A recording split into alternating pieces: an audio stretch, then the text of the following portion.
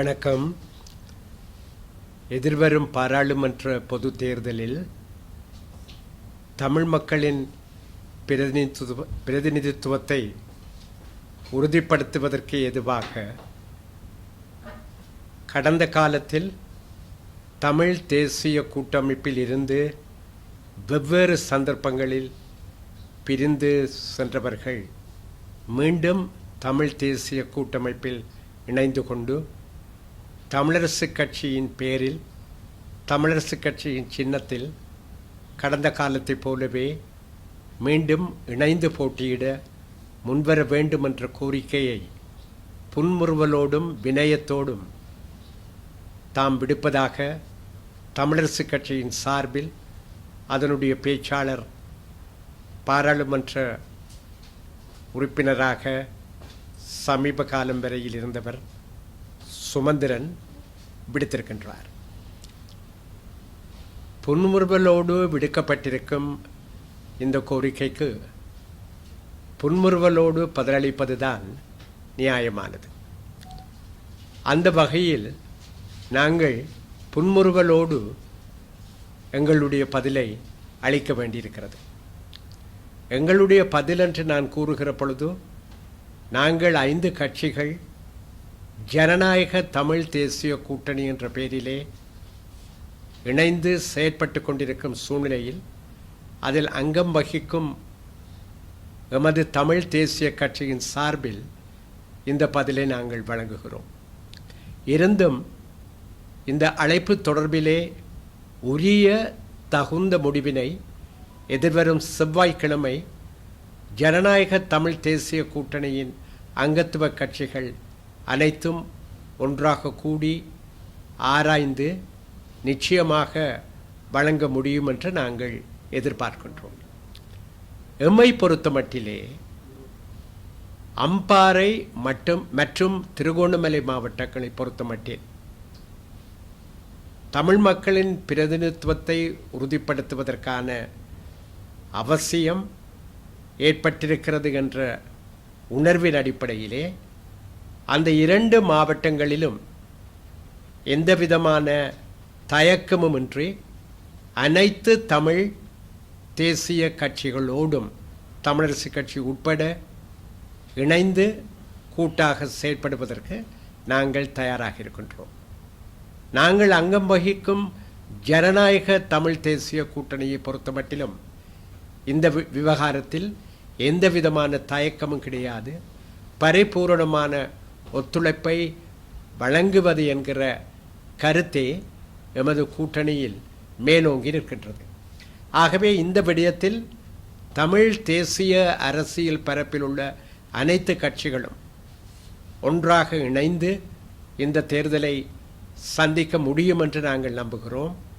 உரிய முறையில் தகுந்த ஏற்பாடுகளுடன் நாங்கள் கூட்டாக செயற்பட்டு திருகோணமலை மாவட்டத்திற்கான தமிழர் பிரதிநிதித்துவத்தையும் அம்பாறை மாவட்டத்தில் சென்ற முறை பறிபோன தமிழர் பிரதிநிதித்துவத்தையும் இந்த முறை உறுதிப்படுத்த முடியும் என்று நாங்கள் உறுதியாக நம்புகின்றோம். அதே வேளையில் தமிழர் தாயகத்தில் வடகிழக்கு மாகாணங்கள் இணைந்த தமிழ் ஈழத்தில் உள்ள ஏனைய 3 பெரிய மாவட்டங்களான மட்டக்களப்பு, வன்னி மற்றும் யாழ்ப்பாண மாவட்டங்களை பொறுத்த மட்டிலே தமிழரசுக் கட்சியுடன் இணைந்து செயற்படுவதிலே கொள்கை ரீதியாகவும் அனுபவ ரீதியாகவும் எங்களுக்கு பல மன விலக்குகள் இருக்கின்றன. எமது கட்சிக்கு மாத்திரமல்ல, ஜனநாயக தமிழ் தேசிய கூட்டணியிலும் இதே கருத்து தான் மேலோங்கி இருக்கின்றது. பொது வேட்பாளர் ஒருவரை தமிழ் தேசிய அபிலாஷைகளை பிரதிநிதித்துவப்படுத்தும் வகையிலே கடந்த ஜனாதிபதி தேர்தலிலே நாங்கள் முன்னிறுத்துவது என்கிற ஆலோசனைகளை மேற்கொண்டிருந்த வேளையில் கடந்த ஜூன் மாதம் 9ஆம் தேதி யாழ்ப்பாண நகரில்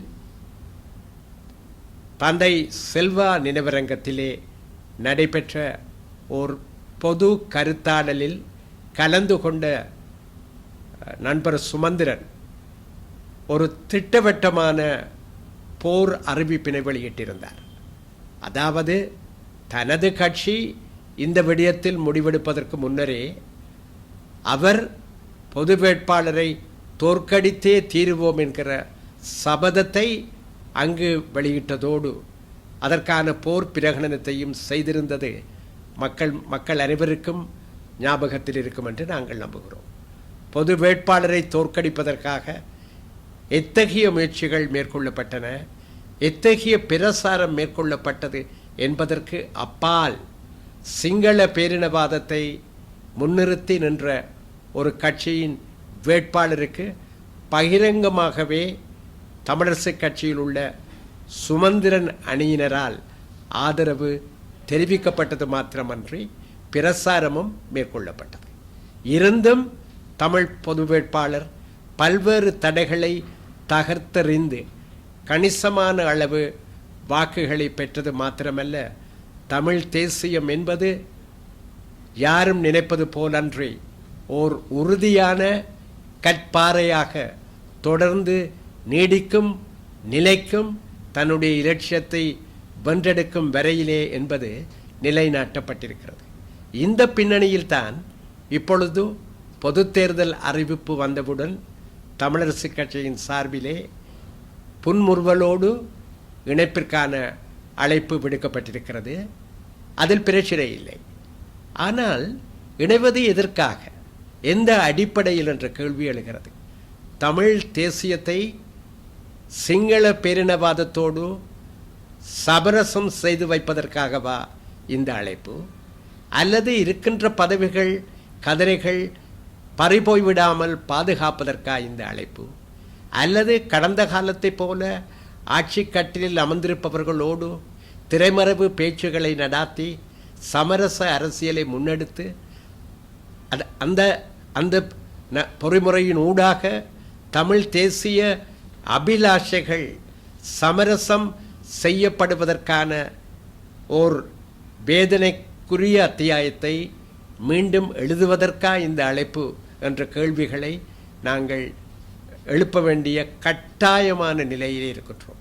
ஒற்றுமை அவசியமானது. ஆனால் ஒற்றுமை ஒரு திட்டவட்டமான குறிக்கோளோடு இருக்க வேண்டும். சொந்த சுயநலங்களுக்காக, சந்தர்ப்பவாத நோக்கங்களுக்காக, இன்னும் சொல்ல போனால் பச்சையான குறுகிய அரசியலுக்காக ஒற்றுமை என்கிற உயர்வான லட்சியத்தை எவரும் உச்சரிக்கக்கூடாது. கடந்த காலத்திலும் இப்படியான விடயங்களை தமிழினம் சந்தித்திருக்கிறது. அந்த அனுபவம் தமிழ் மக்களுக்கு நிறையவே இருக்கின்றது. பல 10 வருடங்களாக இத்தகைய முயற்சிகளை 1956 இருந்தே தமிழினம் சந்தித்திருக்கிறது. அந்த ஒற்றுமை எல்லாம் காலப்போக்கிலே எந்த கதியை அடைந்தது என்பதும் வரலாற்றிலே பொறிக்கப்பட்டிருக்கிறது. ஆனால் இப்பொழுது நாங்கள் பேசுகிற இந்த ஒற்றுமை வலுவானதாக, கொள்கை ரீதியானதாக, குறிக்கோளுடன் கூடியதாக இருக்க வேண்டுமானால் நாங்கள் தமிழரசு கட்சியில் ஆதிக்கம் செலுத்தி கொண்டிருக்கிற நண்பர் சுமந்திரன் தலைமையிலான குழுவினருடன் ஒரு பொழுதும் அந்த ஒற்றுமையை ஏற்படுத்த முடியாது, ஏற்படுத்தக்கூடாது என்பதுதான் எமது தமிழ் தேசிய கட்சியின் உறுதியான நிலைப்பாடு. இது எந்த ஒரு தனிப்பட்ட காரணத்தையும் அடிப்படையாக கொண்டது அல்ல. நண்பர் சுமந்திரனுடைய புன்முறுவலை மீண்டும் ஒரு முறை இருப்பதில் எங்களுக்கு மகிழ்ச்சி தான். ஆனால் அதுவல்ல பிரச்சனை.